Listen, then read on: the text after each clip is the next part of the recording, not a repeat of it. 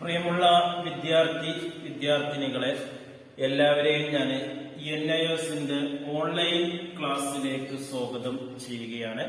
ഇന്ന് ഞാൻ നിങ്ങൾക്ക് മുമ്പിൽ പ്രസന്റ് ചെയ്യുന്നത് NIOSന്റെ 2022 ഒക്ടോബർ ബാച്ച് മുതൽ നിർബന്ധമാക്കിയിട്ടുള്ള +2 വൊക്കേഷണൽ വിഷയങ്ങളുടെ ക്ലാസ്സുകളാണ്. Computer and office application. ഇങ്ങനെ ഒരു വൊക്കേഷണൽ വിഷയം നിങ്ങൾക്ക് സെലക്ട് ചെയ്യാം. അല്ലെങ്കിൽ ഡാറ്റ എൻട്രി ഓപ്പറേഷൻ. ഇതിന് രണ്ടിലും സിലബസ് ഏകദേശം സെയിം ആയിട്ടാണ് വരുന്നത്. കമ്പ്യൂട്ടർ ആൻഡ് ഓഫീസ് ആപ്ലിക്കേഷന്റെ കോഡ് നമ്പർ 631. നമുക്ക് ഏതെങ്കിലും ഒരു വൊക്കേഷണൽ വിഷയം എടുക്കണം. അപ്പൊ 631 ആണ്. അതിൽ ചാപ്റ്റർ 5 ആണ്. ഡാറ്റ എൻട്രി ഓപ്പറേഷൻ എടുക്കുകയാണെങ്കിൽ 632 ആണ്. ഏതെങ്കിലും ഒന്ന് എടുത്താൽ മതി. അത് 9ാമത്തെ ചാപ്റ്റർ ആണ്. ഈ രണ്ട് ടെക്സ്റ്റ് ബുക്കിലും കോമൺ ആയിട്ട് നമുക്ക് വരുന്ന അധ്യായമാണ് ബേസിക്സ് ഓഫ് ഡാറ്റാബേസ് എന്ന പേരിൽ അറിയപ്പെടുന്ന ചാപ്റ്റേഴ്സ്. കുറച്ച് വലിയ ചാപ്റ്റേഴ്സ് ആണ്. ഇത് തിയറി എക്സാമിനും പ്രാക്ടിക്കൽ എക്സാമിനും ഇമ്പോർട്ടന്റ് ആയിട്ടുള്ള ഭാഗങ്ങളാണ്. തിയറി ആയിട്ട് നമ്മൾ ക്ലാസ് പറഞ്ഞാലും അത് ഡീപ്പായിട്ട് നിങ്ങൾക്ക് മനസ്സിലാകണമെങ്കിൽ സിസ്റ്റത്തിൽ ചെയ്തു നോക്കണം. അത് നിങ്ങൾക്ക് പരീക്ഷയുടെ മുമ്പായി ലഭിക്കുന്ന PCP ക്ലാസ്സുകളിലൂടെ നിങ്ങളുടെ NIOSന്റെ ഐഡന്റിറ്റി കാർഡിലുള്ള സ്റ്റഡി സെന്ററിൽ നിന്ന് നിങ്ങൾക്ക് ക്ലാസ് കിട്ടുമ്പോൾ കമ്പ്യൂട്ടറിൽ അവിടെ ചെയ്യാം.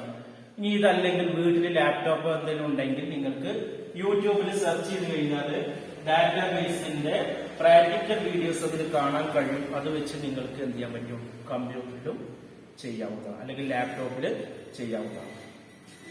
അതിന്റെ പാർട്ട് 1 നമ്മൾ എടുക്കുന്നത്. ഓക്കെ, അപ്പൊ നമ്മൾ ഈ ചാപ്റ്റേഴ്സ് തന്നെ ഡാറ്റാബേസ്. എന്താണ് ഡാറ്റാബേസ് എന്ന് പറയുന്നത്? കളക്ഷൻ ഓഫ് ഡാറ്റാസ് ആണ് ഇതിൽ വരുന്നത്. ഡാറ്റ എന്ന് പറയുന്നത്, ഡാറ്റാബേസ് എന്ന് പറയുന്നത് an organised collection of data is called database ആണ്. ഒരു കൂട്ടം ഡാറ്റകൾ ഒന്നിച്ചു ചേരുന്നതിനെയാണ് എന്ന് പറയുന്നത് ഡാറ്റാബേസ് എന്ന പേരിൽ അറിയപ്പെടുന്നു. ഇതിൽ എന്തൊക്കെ വിവരങ്ങളുണ്ട്? ഇറ്റ് പ്രൊവൈഡ് അബൌട്ട് പീപ്പിൾ, ആളുകളെ കുറിച്ച് പറയുന്നുണ്ട്. പ്രൊഡക്റ്റ്, ഉൽപ്പന്നങ്ങളെ കുറിച്ച് പറയുന്നുണ്ട്. ഓർഡറിനെ കുറിച്ച് പറയുന്നുണ്ട്. ഒരു ഉദാഹരണമായി പറയുകയാണെങ്കിൽ ഇത് ഒരു ടേബിൾ രൂപത്തിലാണ് ഇത് പ്രസന്റ് ചെയ്യുന്നത്. ഡാറ്റാബേസ് എന്ന് പറഞ്ഞാൽ നമുക്ക് പെട്ടെന്ന് മനസ്സിലാകാനുള്ള രീതിയിൽ ഒരുപാട് കോളംസും റോസും അടങ്ങി എക്സൽ ഷീറ്റ് മോഡലാണ് ഡാറ്റാബേസ് അറേഞ്ച് ചെയ്ത്. അതിന്റെ കോളത്തിന്റെ സൈസും ഇതൊക്കെ നമുക്ക് അഡ്ജസ്റ്റ് ചെയ്യാവുന്നതാണ്. നമുക്ക് നമ്മുടെ ഫ്രണ്ട്സുകളുടെ മൊബൈൽ നമ്പറുകൾ പെട്ടെന്ന് കിട്ടണമെങ്കിൽ, നമ്മുടെ മൊബൈലിൽ സേവ് ചെയ്തിട്ടില്ല, കമ്പ്യൂട്ടറിൽ ഉണ്ടെങ്കിൽ ഡാറ്റാബേസ് ഉപയോഗിച്ച് നമുക്ക് പെട്ടെന്ന് മൊബൈൽ നമ്പർ നോക്കാം. ഇതേപോലെ തന്നെ ലൈബ്രറിയിലുള്ള പുസ്തകങ്ങൾ അറേഞ്ച് ചെയ്ത് കിട്ടുന്നുണ്ടെങ്കിൽ, നമ്മൾ സാധാരണ സ്കൂളുകളിലോ കോളേജിലോ ലൈബ്രറിയിൽ പോയി കഴിഞ്ഞാൽ നമ്മുടെ പുസ്തകത്തിന്റെ പേര് പറയുമ്പോൾ അവിടെ മുഴുവനായിട്ട് തിരയേണ്ട ആവശ്യമില്ല. ആ പുസ്തകം ഈ ലൈബ്രറിയിൽ ഉണ്ടോ എന്ന് പരിശോധിക്കണമെങ്കിൽ അവിടെ ഇൻചാർജ് എടുത്തുള്ള ലൈബ്രറിയനെ അദ്ദേഹത്തിന്റെ കമ്പ്യൂട്ടറിൽ പരിശോധിച്ചു കഴിഞ്ഞാൽ അറിയാൻ കഴിയും ഇന്ന സാധനം ഇവിടെ ഉണ്ടോ എന്നുള്ളത് ഡാറ്റാബേസ്. ഇതുപോലെ ഒരു മെഡിക്കൽ സ്റ്റോർ ഉടമക്ക് ആ മെഡിക്കൽ സ്റ്റോറിൽ നമ്മൾ പറയുന്ന മരുന്നിനെ കുറിച്ച് അറിയണമെങ്കിൽ അദ്ദേഹത്തിന്റെ കമ്പ്യൂട്ടറിൽ അടിച്ചു കഴിഞ്ഞാൽ ഈ മരുന്ന് ഇവിടെ ഉണ്ടോ അല്ലേ എന്നുള്ളത് അദ്ദേഹത്തിന് അറിയാൻ കഴിയും. ഇങ്ങനെ വളരെ കോംപ്ലിക്കേറ്റഡ് ആയിട്ടുള്ള ഡാറ്റകളെ ഈസിയായി ടേബിൾ രൂപത്തിൽ നമുക്ക് മനസ്സിലാക്കിയെടുക്കാൻ വേണ്ടിയിട്ട് കമ്പ്യൂട്ടർ പ്രസന്റ് ചെയ്യുന്നതാണ് ഡാറ്റാബേസ് എന്ന് പറയുന്നത്. ഓക്കെ, ഇതിനു വേണ്ടിയിട്ട് നമ്മൾ ഒരു പ്രത്യേക സോഫ്റ്റ്വെയർ തന്നെ ഉപയോഗിക്കുന്നുണ്ട്. കമ്പ്യൂട്ടറിന്റെ 2 സോഫ്റ്റ്വെയറുകളാണ്. ഒന്ന് സിസ്റ്റം സോഫ്റ്റ്വെയർ, 2 ആപ്ലിക്കേഷൻ സോഫ്റ്റ്വെയർ. ഒരു കമ്പ്യൂട്ടറിന്റെ പ്രവർത്തനത്തിന് ഏറ്റവും അത്യാവശ്യമായിട്ടുള്ള സോഫ്റ്റ്വെയർ ആണ് സിസ്റ്റം സോഫ്റ്റ്വെയർ. സിസ്റ്റം സോഫ്റ്റ്വെയറിലെ കമ്പ്യൂട്ടർ പ്രവർത്തിക്കില്ല. എന്നാൽ ചില പ്രത്യേക വർക്കുകൾ ചെയ്യാനും നമ്മുടെ ആവശ്യങ്ങൾ നിറവേറ്റാനും വേണ്ടി നമ്മൾ ഇൻസ്റ്റാൾ ചെയ്യുന്ന സോഫ്റ്റ്വെയറുകളാണ് ആപ്ലിക്കേഷൻ സോഫ്റ്റ്വെയർ. അതിൽപ്പെട്ട 2-3 നമ്മൾ പറഞ്ഞു കഴിഞ്ഞു. മൈക്രോസോഫ്റ്റ് വേർഡും എക്സലും പവർ പോയിന്റും പറഞ്ഞു കഴിഞ്ഞു. ഇനി അടുത്ത ആപ്ലിക്കേഷൻ സോഫ്റ്റ്വെയർ ആണ് മൈക്രോസോഫ്റ്റ് ആക്സസ് എന്ന് പറയുന്ന സോഫ്റ്റ്വെയർ ആണ്. ഈ ഡാറ്റാബേസുകളൊക്കെ അറേഞ്ച് ചെയ്യാൻ വേണ്ടിയിട്ടാണ് മൈക്രോസോഫ്റ്റ് ആക്സസ് എന്ന് പറയുന്ന സോഫ്റ്റ്വെയർ നമ്മൾ ഉപയോഗിക്കുന്നു, ആപ്ലിക്കേഷൻ സോഫ്റ്റ്വെയർ. ഇത് പല വെർഷൻസ് ഉണ്ട്. 2007 ഉണ്ട്, അതിനുശേഷമുള്ള വെർഷനൊക്കെ ഉണ്ട്. നമ്മൾ 2007 ആണ് നമ്മളിപ്പോൾ പഠിപ്പിക്കുന്നത്. ഓക്കെ, ഇത് എങ്ങനെയാണ് ഈ ആക്സസ് കമ്പ്യൂട്ടറിൽ ഓപ്പൺ ചെയ്യാം? തിയറി പരീക്ഷയ്ക്ക് ചോദിക്കും, പ്രാക്ടിക്കൽ ചെയ്യുമ്പോൾ നമുക്കറിയാം. കമ്പ്യൂട്ടറിൽ ഫസ്റ്റ് സ്റ്റാർട്ട് ബട്ടൺ ക്ലിക്ക് ചെയ്യുക, അതിൽ നേരെ ഇതിലോട്ട് പോകണം, ഹോൾ പ്രോഗ്രാംസ് എന്നുള്ള ഓപ്ഷനിൽ പോവുക, അതിൽ നേരെ ഇതിലോട്ട് പോകണം, MS ഓഫീസ്, മൈക്രോസോഫ്റ്റ് ഓഫീസിൽ പോവുക, മൈക്രോസോഫ്റ്റ് ആക്സസ് എന്നുള്ള ഓപ്ഷനിൽ പോകണം.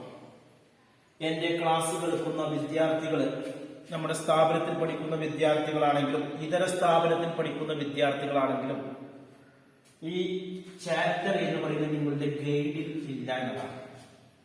കാരണം മുമ്പത്തെ പഴയ ഡാറ്റ എൻട്രിയിൽ നിങ്ങൾക്ക് ഈ ഡാറ്റാബേസ് ഇല്ല.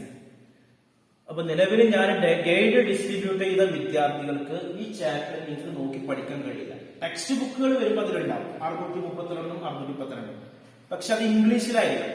അത് മനസ്സിലാക്കണമെങ്കിൽ ഞാൻ ഇപ്പോൾ ക്ലാസ് എടുക്കുന്ന സമയത്ത് നിങ്ങൾ ഒരു ചെറിയ ബുക്കും പേനയും കയ്യിൽ വെക്കുകയാണെങ്കിൽ വളരെ നന്നായിരിക്കും.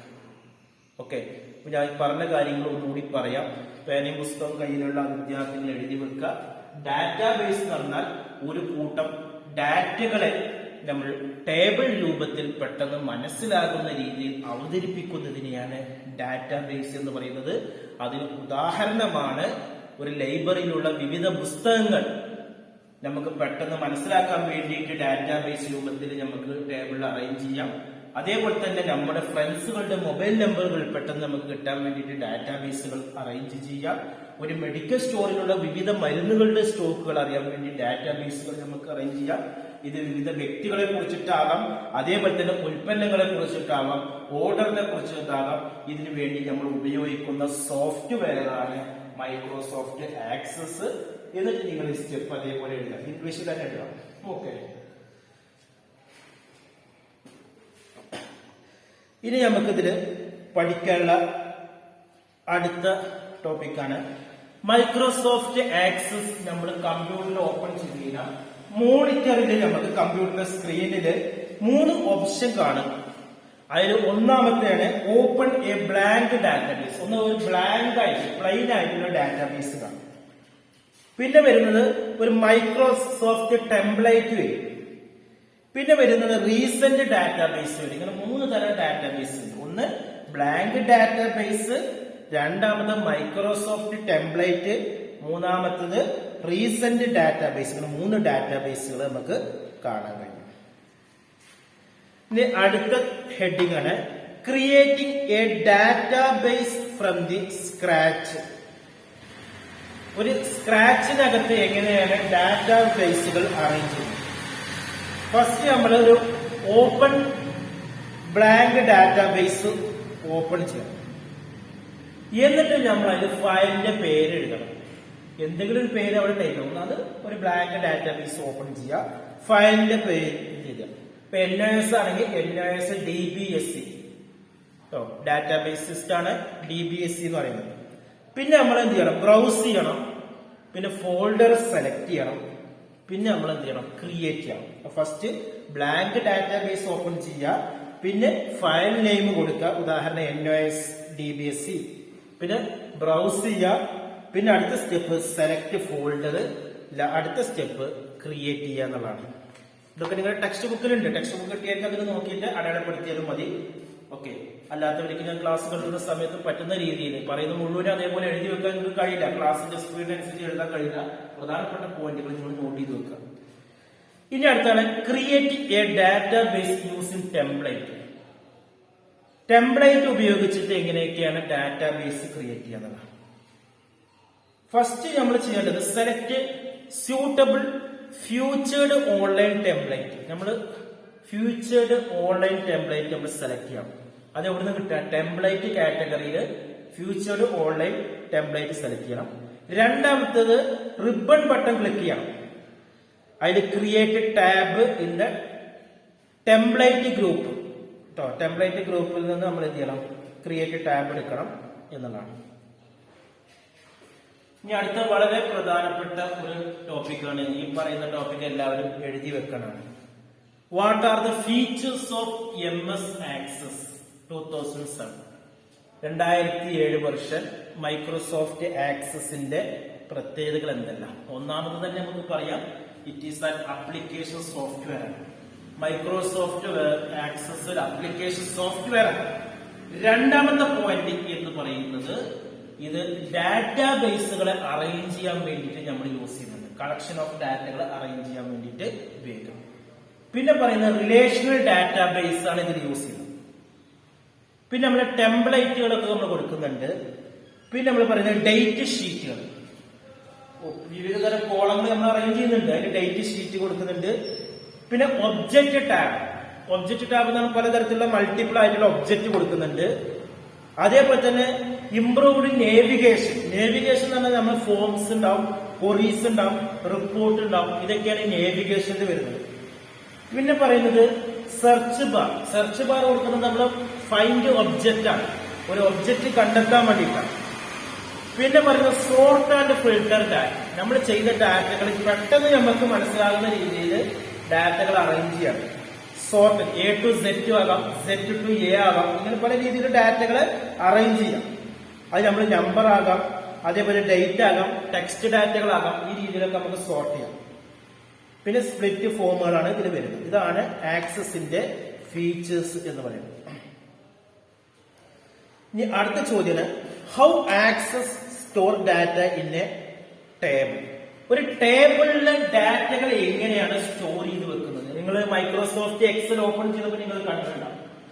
ഒരു ടേബിളിൽ നമ്മൾ പല രീതി, ഇങ്ങനെ ഒരു ടേബിൾ ഉണ്ടാക്കിയിട്ടുണ്ടെങ്കിൽ ഇതിൽ പല കോളങ്ങളിൽ നമ്മൾ കൊടുക്കുന്നുണ്ട്. ഇത് ഫസ്റ്റ് കോളം നമുക്ക് എൻറോൾ നമ്പർ കൊടുക്കാം, രണ്ടാമത്തെ കോളം ഫസ്റ്റ് നെയിം കൊടുക്കാം, അടുത്ത കോളം ഷുവർ നെയിം കൊടുക്കാം, അടുത്ത കോളം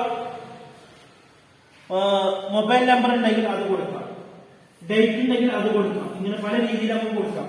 ഇതൊക്കെ ഇങ്ങനെ നമ്മൾ എക്സലിന്റെ രീതിയിൽ ഒരു സെല്ലുകളായിട്ടാണ് അറേഞ്ച് ചെയ്യുന്നത് കേട്ടോ. ഇതാണ് നമ്മുടെ ഡാറ്റാബേസ് മോഡലുകൾ എന്ന് പറയുന്നത്. ഇതിൽ കോളങ്ങളുടെ വെൽഫോംസും റോസിന്റെ വെൽഫോംസും ഒക്കെ നമുക്ക് പല രീതിയിൽ അറേഞ്ച് ചെയ്യാം. എൻറോൾ നമ്പർ കൊടുക്കാം, ഫസ്റ്റ് നെയിം കൊടുക്കാം, ഷുവർ നെയിം കൊടുക്കാം, അഡ്രസ് കൊടുക്കാം. പല രീതിയിൽ ഡാറ്റകൾ നമുക്ക് പെട്ടെന്ന് മനസ്സിലാക്കാൻ വേണ്ടിയിട്ട് അറേഞ്ച് ചെയ്യുന്നുണ്ട്. ഇനി ഈ പറഞ്ഞ ടേബിളിൽ എങ്ങനെയാണ് ഡാറ്റ എൻട്രി ചെയ്യുന്നത് എന്നുള്ളതിനെ കുറിച്ചിട്ടാണ്. ഒരു ടേബിള് ഓപ്പൺ അല്ലാന്ന് വിചാരിക്കാം. If new table is not open, പുതിയൊരു ടേബിൾ ഓപ്പൺ അല്ലെങ്കിൽ നമ്മൾ ഡബിൾ ക്ലിക്ക് ചെയ്യാം. ടൈറ്റിലിന്റെ അവിടെ നമ്മൾ ടേബിളിന്റെ ടൈറ്റിൽ കൊടുക്കണം, അവിടെ ഡബിൾ ക്ലിക്ക് ചെയ്തിട്ട് നേവിഗേഷൻ പാനലിൽ പോകണം എന്നുള്ളതാണ്. പിന്നെ ഹോം ടാബ്, മുകളിലുള്ള ഹോം ടാബ് ഉണ്ടാവും, മുകളിൽ കുറെ റിബൺ ബട്ടൺ ഉണ്ടാവും. അതിന് വ്യൂ ഗ്രൂപ്പ് കൊടുക്കുക, അതിന് സെലക്ട് ഡാറ്റ. നമ്മൾ ഇതിന് ഡാറ്റ കൊടുക്കണമെങ്കിൽ നമ്മൾ ഹെഡിങ് കൊടുത്തതിന് ശേഷം ഹോം ടാബിൽ പോകണം. ഹോം ടാബിൽ പോയിട്ട് നമ്മൾ എന്ത് ചെയ്യണം, വ്യൂ ഗ്രൂപ്പ് എടുക്കണം, അത് എഴുതി വെക്കണം. അതിൽ സെലക്ട് ഡാറ്റ ഷീറ്റ് വ്യൂസ് എന്ന് പറയും. കമ്പ്യൂട്ടർ ഉണ്ടെങ്കിൽ ഇതൊക്കെ ഒന്ന് നോക്കാം കേട്ടോ. പിന്നെ first field is out down. First field എന്ന് പറഞ്ഞാൽ ഫസ്റ്റ് കോളംസ് ആണ്. ഇതാണ് ഫസ്റ്റ് കോളം എന്ന് പറയുന്നത്. ഇവിടെ ഹെഡിങ് കൊടുക്കാം, ഇവിടെ ക്രമ നമ്പർ ആണെങ്കിൽ അത് കൊടുക്കാം, എൻറോൾ നമ്പർ ആണ് കൊടുക്കുന്നത് അത് കൊടുക്കാം, സീരിയൽ നമ്പർ ആണെങ്കിൽ എന്താണ് നമ്മൾ അവിടെ ടൈപ്പ് ചെയ്യാൻ ഉദ്ദേശിക്കുന്നതെങ്കിൽ അത് കൊടുക്കണം എന്നുള്ളതാണ് പറയുന്നത്. അതാണ് നമ്മൾ പറയുന്നത് data type is auto number and is assigned in primary ലെവലാണ്. പിന്നെ നമ്മൾ ചെയ്യേണ്ടത് double click on add new field ആണ്. പുതിയൊരു ഫീൽഡ് ഡബിൾ ക്ലിക്ക് ചെയ്യാം. പിന്നെ ന്യൂ ഫീൽഡ് നെയിം കൊടുക്കണം.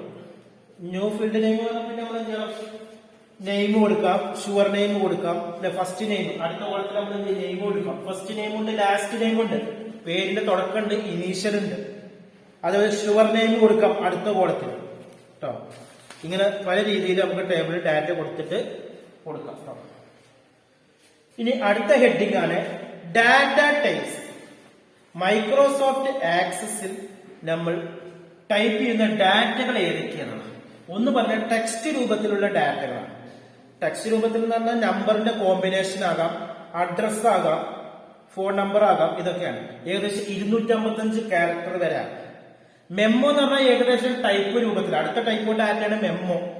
അതിൽ ഒരുപാട് ഹ്യൂജ് ഡാറ്റകളുണ്ട്, ഒരുപാട് കൂടുതൽ ഡാറ്റകൾ അതിൽ അടങ്ങിയിട്ടുണ്ട്.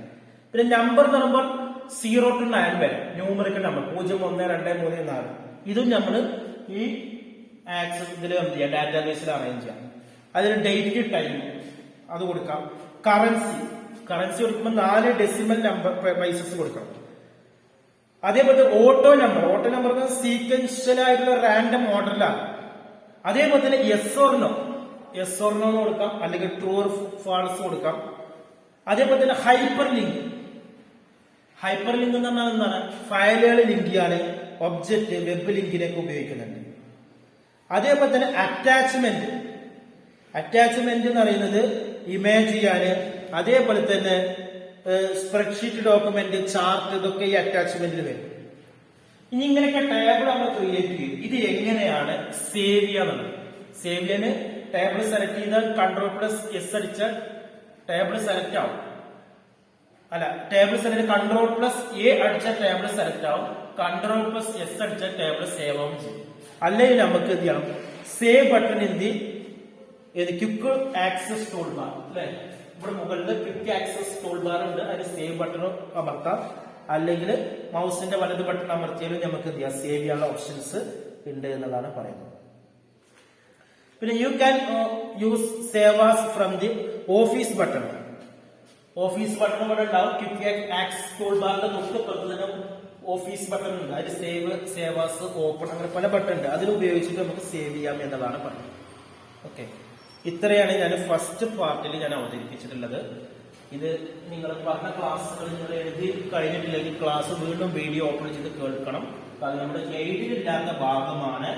ഇതിന് നിങ്ങൾക്ക് പലതരത്തിലുള്ള പുസ്തകങ്ങൾ എവിടുന്ന് വേണമെങ്കിലും ലൈബ്രറിയിൽ നിന്നൊക്കെ റെഫർ ചെയ്ത് നിങ്ങൾ പഠിക്കാൻ ടെക്സ്റ്റ് ബുക്ക് അഥവാ നിങ്ങൾക്ക് കിട്ടിയിട്ടില്ലേ, വൊക്കേഷണൽ വിഷയത്തിന്റെ ടെക്സ്റ്റ് ബുക്ക് പലർക്കും കിട്ടിയിട്ടില്ല എന്ന് എന്നോട് പറഞ്ഞിരുന്നു.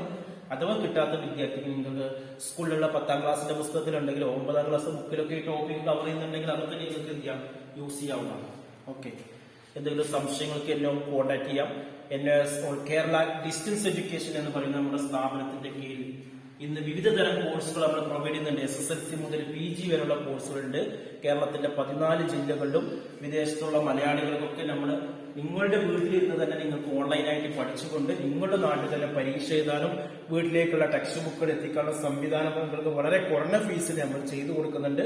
കൂടുതൽ വിവരങ്ങൾക്ക് എന്റെ വാട്സപ്പ് നമ്പറുമായി കോൺടാക്ട് ചെയ്യാം. Okay, thank you.